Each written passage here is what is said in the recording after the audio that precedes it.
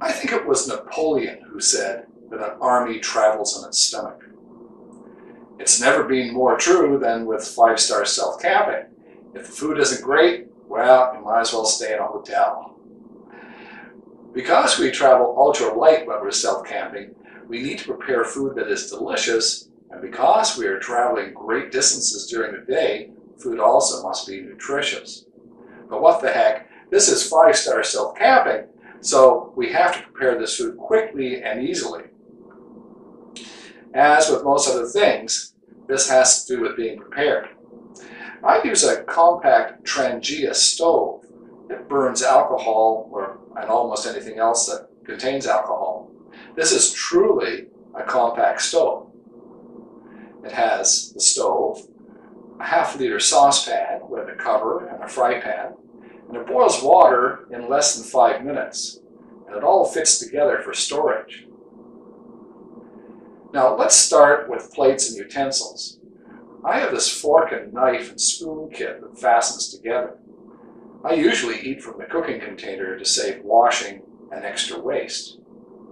Remember, we have to cook away from the campsite so as not to attract attention.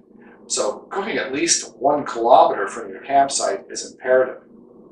Not having smelly food at your campsite also means you won't attract wild animals. So I often hide my food away from the site, especially in very wild places. If I'm stealthing from my house, I make the first night's supper ahead of time and freeze it, and it saves cooking time. It's always a great meal, and because it's frozen in a plastic bag, it also keeps the potables cool without having to buy ice. When I'm traveling internationally, I need to be able to plan my meals ahead of time that very day. It means a trip to the grocery store. Depending on your stove, you can cook or fry just about anything, but size does count, and so does the cooking time. So let's start with breakfast. I love eggs and bacon, but since we can't cook at our site, I start at daybreak with something quick and easy I made beforehand. You can buy these small containers from the food store. I add my favorite dry cereal and a couple of tablespoons of instant milk powder. As soon as I'm out of the hammock, I add a little bit of water and shake. Then I enjoy. You can add some sugar to the mix while you're making it if you like your cereal sweet.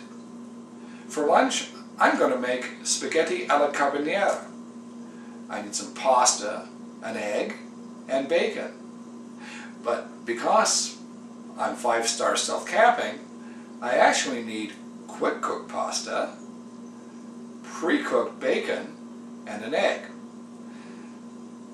I try to find stores that sell small amounts of food. They're often in city centers. You don't need to buy a dozen eggs, so 6 is more than enough for the pasta and then for breakfast the next day. Many shops sell assorted pre-cut vegetables that you only have to heat and serve. Avoid food that requires refrigeration or freezing. Meat can be left out for several hours without refrigeration before cooking well. So just buy food for that day. Also consider having your main meal in the middle of the day so the food will be fresh, and you'll find that eating light late means that you will sleep much better at night. Camping stores often sell these freeze-dried foods that you can rehydrate. Some you can even cook in their own bag by just adding boiling water. Now, if you only need 5 milliliters of ketchup, why are we carrying 500 milliliters?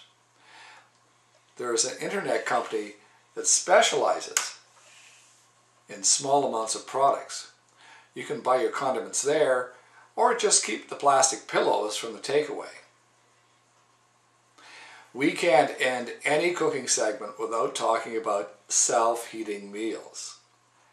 If you've been in the military, you know what that is. They're called MRE, or Meals Ready to Eat.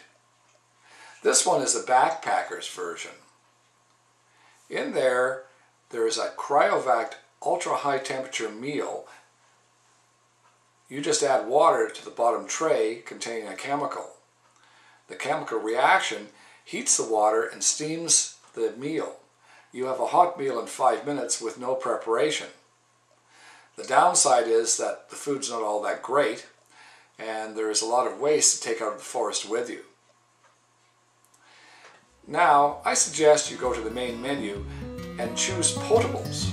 That's the things we drink.